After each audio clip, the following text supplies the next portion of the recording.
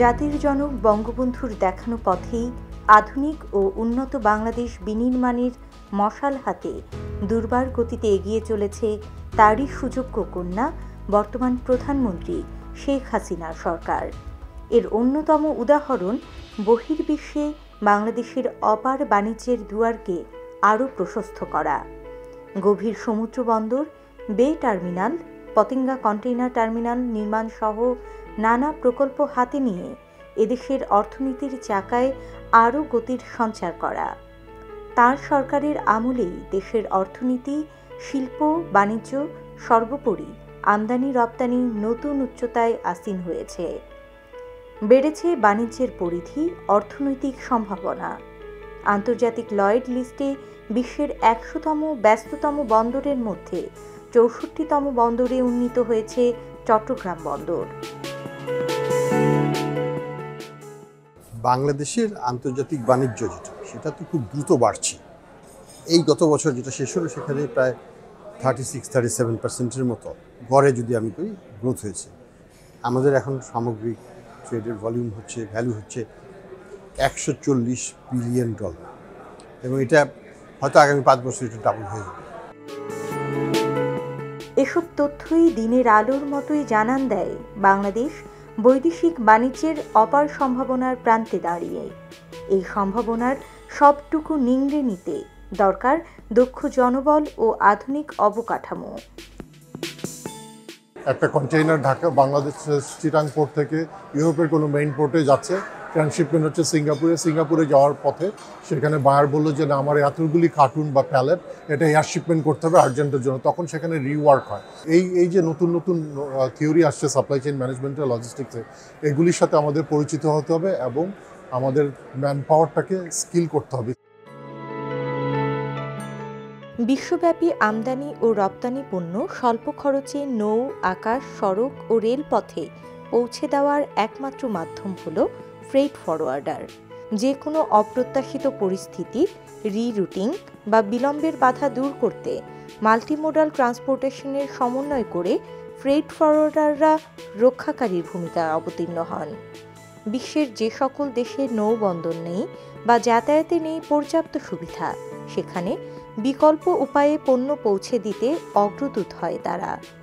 কোন ধরনের পরিবহনে পণ্য পাঠালে দ্রুত ও সাশ্রয়ী হবে তা নির্ধারণে ক্লায়েন্টকে সব ধরনের পরামর্শ ও সহযোগিতা দেয় এই ফরওয়ার্ডাররাই।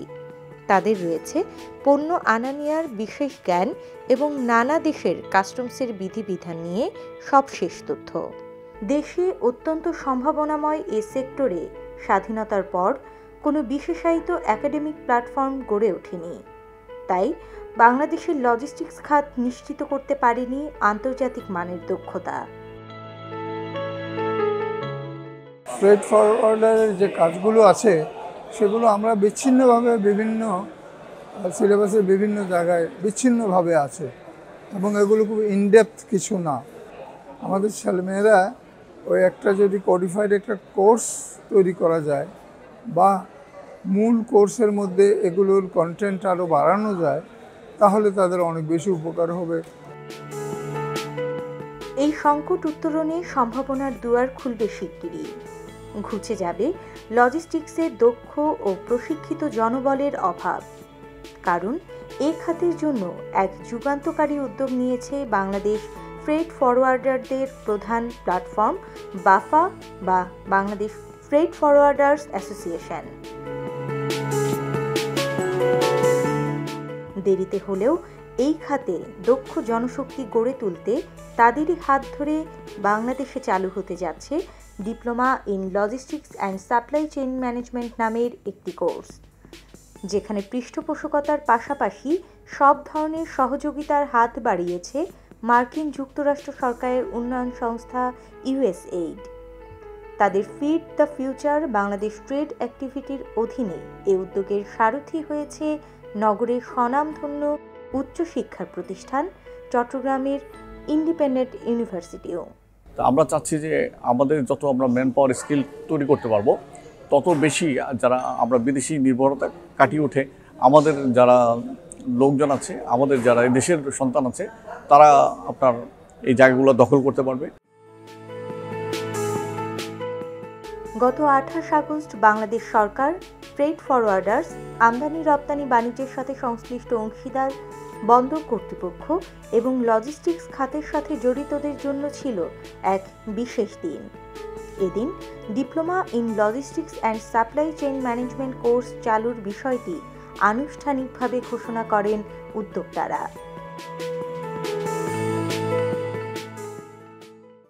এইটার মাধ্যমে দিয়েই একাডেমিশিয়ান এবং ইন্ডাস্ট্রিয়ান যারা আমরা দুজনেরই একটা সমন্বয় হবে, কোলাবোরেশন হবে। এই কোলাবোরেশনের মাধ্যমে আমাদের দেশে প্রচুর প্রফেশনাল ডেভেলপ করবে এবং যারা দেশে বিদেশে সব জায়গায় তারা এই সেক্টরের জন্য কাজ করতে পারবে। এই কোর্সটা অত্যন্ত সুলভ থাকবে এবং এটার জন্য বিভিন্ন ধরনের স্কলারশিপের ব্যবস্থা থাকবে। আয়োজনের লক্ষ্য ছিল সরকারের 2041 সালের লক্ষ্যমাত্রাকে ঘিরে ফ্রেট ফরওয়ার্ডিং ও লজিস্টিক্স খাতের গুরুত্ব তুলে ধরা। চমৎকার সজ্জা, দৃষ্টিনন্দন স্টেজ, সুষ্ঠু ব্যবস্থাপনা আর উষ্ণ অভ্যর্থনায় নতুন এই কোর্স চালুর প্রি লঞ্চিং অনুষ্ঠান রূপ নেয় এক মহা আয়োজনে। এমন বিশেষ ক্ষণকে সাধুবাদ জানাতে ছুটে আসেন বাংলাদেশ সরকারের নৌ পরিবহন মন্ত্রণালয়ের মাননীয় প্রতিমন্ত্রী খালেদ মাহমুদ এমপি। যে বাফা যে পদক্ষেপটা নিয়েছেন, যে এই ধরনের একটি আয়োজন এবং এই ধরনের স্কিল জনগোষ্ঠী তৈরি করা, মনে করি আপনাদের এই আয়োজনটি অত্যন্ত ফলপ্রসূ হবে এবং আপনার এগিয়ে যাবে। যেই শুরুটা হলো, এটা আমরা নিশ্চিত যে এটা আমরা নিশ্চয়ই লক্ষ্য স্থানে আমরা পৌঁছে যেতে সমর্থ হব।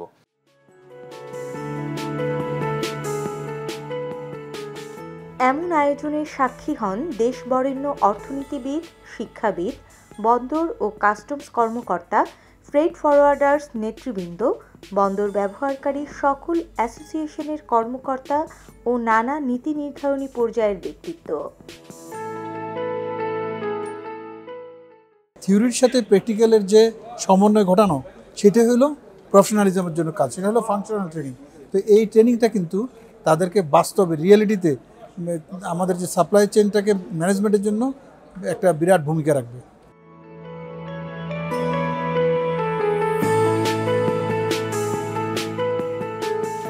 লজিস্টিক্সের গুরুত্ব তুলে ধরে এ সময় ইন্ডিপেন্ডেন্ট বিশ্ববিদ্যালয়ের 2 শিক্ষক তাদের প্রেজেন্টেশন তুলে ধরেন দর্শকদের সামনে। Maybe those have the academic degree, like masters and PhD in the supply chain management, they'll come forward here to deliver the lecture. And definitely the industry people, those who are working in that area, they can also come forward, they can also deliver the lecture. So it could be like the academy industry collaborative process. যাদেরকে আমরা graduate করছি বা ফিল্ডের জন্য তৈরি করছি, আমরা যদি আগেভাগে জানতে পারি যে রিকোয়ারমেন্টটা কী, তাহলে আমরা ওদেরকে ওইভাবে কারিকুলার ডেভেলপ করার মধ্য দিয়ে, ওভাবে ইন্ডাস্ট্রিয়াল এক্সপোজার দেওয়ার মধ্য দিয়ে ওদেরকে তৈরি করে আমরা বাজারে পাঠাতে পারি। বাফার সুযোগ্য প্রেসিডেন্ট কবির আহমেদের প্রাণবন্ত উপস্থাপনায় অনুষ্ঠানে বেশ সাড়া ফেলে দেয় প্যানেল ডিসকাশন পর্ব। We are actually in a situation of the designing the course as yet. So it is under research level.